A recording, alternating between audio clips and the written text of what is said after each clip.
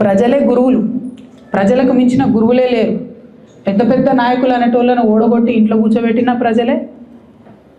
సామాన్యులు వీళ్ళు ఏం గెలుస్తారులే అనుకున్న వాళ్ళని తీసుకుపోయి అధికారాలు అందలా లెక్కించింది ప్రజలే. అంటే అల్టిమేట్గా డెమోక్రసీలో, ప్రజాస్వామ్యంలో ప్రజలే గురువులు. కాబట్టి ఇవాళ తెలంగాణ జాగృతి నుండి మేము ప్రజల వద్దకే పోవాలనుకుంటున్నాం.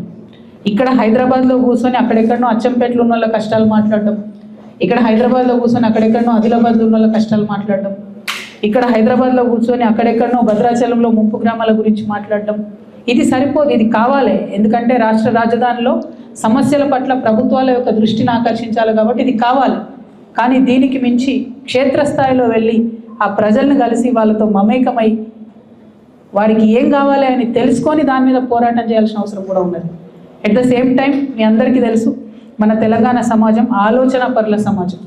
ప్రతి గ్రామంలో, ప్రతి పల్లెలో, ప్రతి పట్టణంలో, ప్రతి మండల కేంద్రంలో, ప్రతి జిల్లాలో ఆలోచన పరులు ఉంటారు. మన వాళ్ళు ఎక్కువ శాతం మనసుతో ఆలోచిస్తారు, సానుభూతితో ఆలోచిస్తారు, అందరూ బాగుండాలని ఆలోచిస్తారు. మన తెలంగాణ వాళ్ళు మంచి మంచి మేధావులు ఉన్నారు, వరల్డ్ క్లాస్ రెనోవేషన్ పొందినటువంటి మేధావులు కూడా ఉన్నారు. ఈ ప్రయత్నంలో తెలంగాణ జాగృతి ప్రతి జిల్లాలో 2 రోజులు ఉండి ఆ జిల్లాల్లో ఉండే, ఆ మండలాల్లో ఉండే మేధావులని, నాయకులని, కార్యకర్తలని, ప్రజలని, మహిళల్ని, యూత్ని అందరినీ కూడా కలుస్తాం, అందరితో కూడా మాట్లాడతాం, అందరితో కూడా సమాలోచనలు చేస్తాం, ఆలోచనలు పంచుకుంటాం. దాని నుండి ఒక సొల్యూషన్ ఖచ్చితంగా వస్తుంది.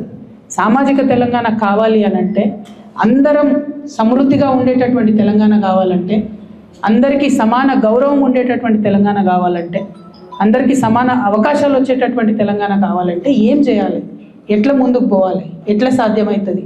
ఈ అంశాలు కేవలం హైదరాబాద్లో కూర్చొని చర్చిస్తే కావు.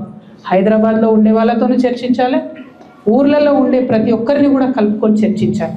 అల్టిమేట్గా ఫలితాలు ఎవరికి రావాలనుకుంటున్నాం? ఆయా గ్రామాల్లో ఉండేటటువంటి యువతకు ఫలితాలు రావాలి, ఆయా గ్రామాల్లో ఉండేటటువంటి మహిళలకు ఫలితాలు రావాలి, ఆయా గ్రామాల్లో ఉండేటటువంటి రైతులకు ఫలితాలు రావాలి.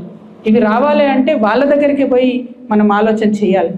దానికోసమే ఒక 4 నెలల యాత్రను తెలంగాణ జాగృతి నుండి చేపడతా ఉన్నాం.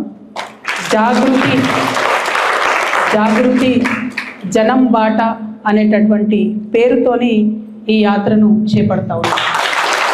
ఈ జనం బాట కార్యక్రమంలో ప్రతి జిల్లాల్లో 2 రోజులు ఉంటాం. ఆ 2 రోజులు కూడా అక్కడ ప్రజలతో అందరితో మమేకం అవుతాం, మాట్లాడతాం. ఆ తర్వాత మీకు షెడ్యూల్ మొత్తం ఇవ్వడం జరుగుతుంది. ఇచ్చినటువంటి షెడ్యూల్ ప్రకారం ఆయా జిల్లాల్లో కార్యక్రమాలు ఉంటాయి.